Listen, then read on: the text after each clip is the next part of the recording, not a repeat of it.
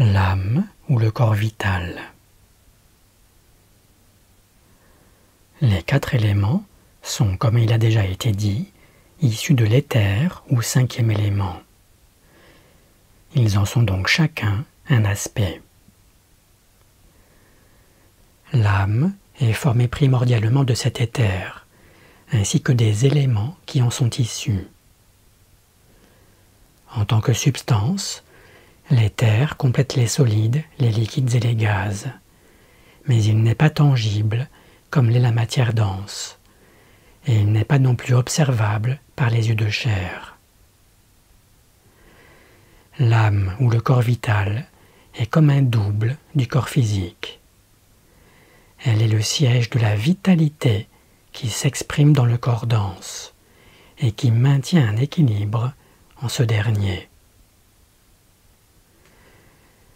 La substance dont l'âme est constituée est faite de 4 types d'éthers, qui possèdent chacun une polarité positive et une polarité négative. Une description correcte et admirablement précise de ces éthers a été faite par Max Heindel dans son œuvre. C'est pourquoi, pour les présenter, je cite ici un extrait de cet auteur. L'éther chimique. Cet éther est à la fois positif et négatif dans cette manifestation. Il constitue le champ d'action des forces qui régissent l'assimilation et l'élimination. L'assimilation est l'opération par laquelle les différents éléments nutritifs des aliments sont incorporés à la plante, à l'animal et à l'homme. Elle s'accomplit grâce à des forces que nous étudierons plus tard et qui agissent par le pôle positif de l'éther chimique. Elles attirent les éléments nécessaires et les mettent en place dans les formes. Elles n'opèrent pas aveuglément, ni machinalement, mais d'une manière sélective, bien connue des savants par ses effets. Elles accomplissent ainsi leur fonction, qui est d'assurer la croissance et l'entretien du corps. L'élimination s'effectue par des forces d'une nature semblable, qui agissent par le pôle négatif de l'éther chimique. Elles rejettent hors du corps les particules inutilisables des aliments, ainsi que celles qui, ayant cédé leurs éléments utiles au tissu, doivent être éliminées de l'ensemble. Cette opération, comme toutes celles qui sont indépendantes de la volonté de l'homme, s'effectue d'une manière sélective, intelligente et non pas simplement mécanique. Un exemple frappant nous est offert par les reins.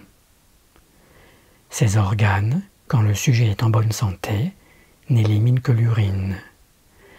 Dans certains états morbides, au contraire, ils laissent filtrer la précieuse albumine en même temps que l'urine.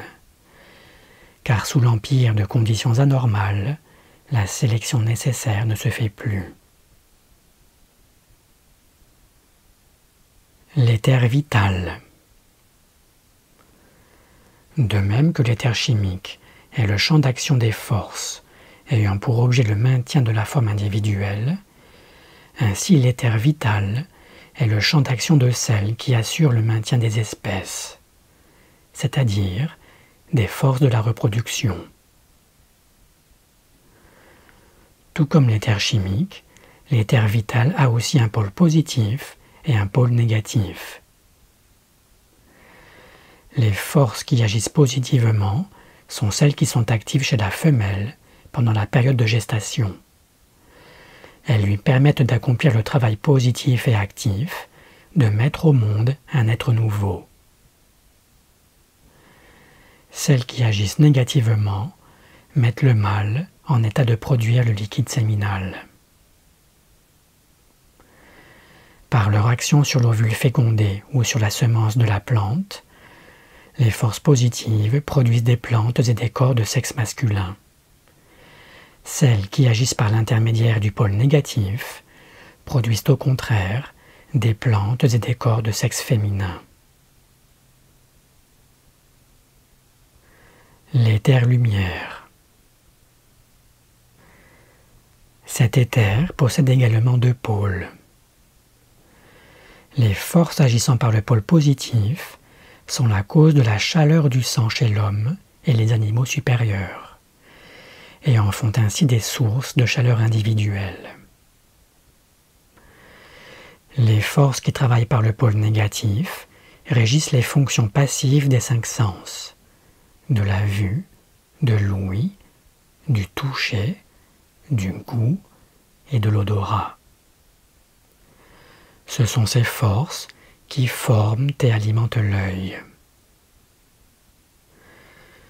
Chez les animaux à sang froid, les forces positives régissent la circulation du sang, tandis que les forces négatives ont vis-à-vis de l'œil les mêmes fonctions que chez l'homme et les animaux supérieurs.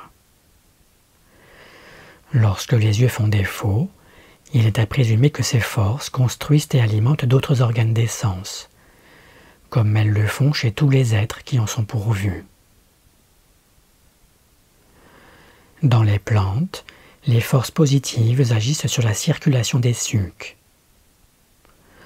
On peut s'en rendre compte par les mouvements de la sève, qui se ralentissent considérablement en hiver, quand l'éther est moins imprégné de lumière solaire, et qui reprennent leur activité dès que le soleil d'été communique de nouveau à la plante toute sa vigueur.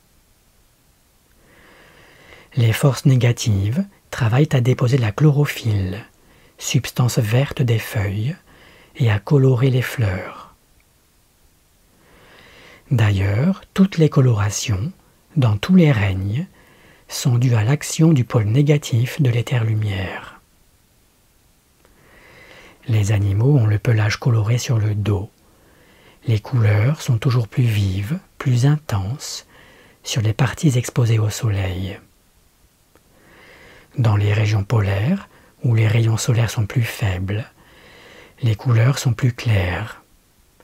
Dans certains cas, leur élaboration est presque nulle, tant et si bien qu'en hiver, elle ne se manifeste plus du tout. Les animaux sont alors complètement blancs. L'éther réflecteur. Nous avons vu précédemment que les plans d'une maison qui existent dans la pensée de l'architecte peuvent se retrouver, même après la mort de ce dernier, dans la mémoire de la nature. En effet, tous les événements du passé laissent dans l'éther réflecteur une image ineffaçable. De même que les fougères géantes de l'enfance de la Terre ont laissé leur empreinte dans la houille, et que les mouvements d'un glacier d'une époque préhistorique peuvent se retrouver grâce aux stries dont il a sillonné les roches au long de son parcours, ainsi les pensées et les actions des hommes sont imprimées par la nature d'une manière indélébile sur l'éther réflecteur, où l'œil expérimenté du clairvoyant peut lire toute leur histoire. L'éther réflecteur mérite son nom pour plus d'une raison. Ces images ne sont en effet que la réflexion de la vraie mémoire de la nature qui est située dans un monde beaucoup plus élevé. Aucun clairvoyant réellement expérimenté ne se soucierait de faire des recherches dans cet éther, car ces images sont floues et vagues si on les compare à celles du monde supérieur. Les personnes qui lisent dans l'éther réflecteur sont celles qui n'ont pas le choix de faire mieux. C'est de là que les voyants ordinaires et les médiums tirent en général leurs informations. Au début de son entraînement, l'élève d'une école d'occultisme déchiffre également dans une faible mesure le message de l'éther réflecteur. Mais son instructeur l'avertit de l'insuffisance de cette source d'information pour le mettre en garde contre des conclusions erronées. Cet éther est aussi l'intermédiaire par lequel la pensée agit sur le cerveau de l'homme. Il est en relation étroite avec la plus élevée des 4 subdivisions de la région de la pensée concrète, demeure de l'intellect humain. C'est là que se trouvent des clichés absolument nets de la mémoire de la nature, dont l'éther réflecteur ne présente que les images réfléchies.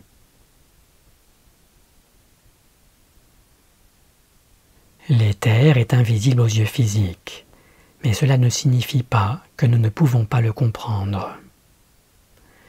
Il ne s'isole pas dans une éprouvette, et donc échappe aux méthodes d'investigation de la science habituelle.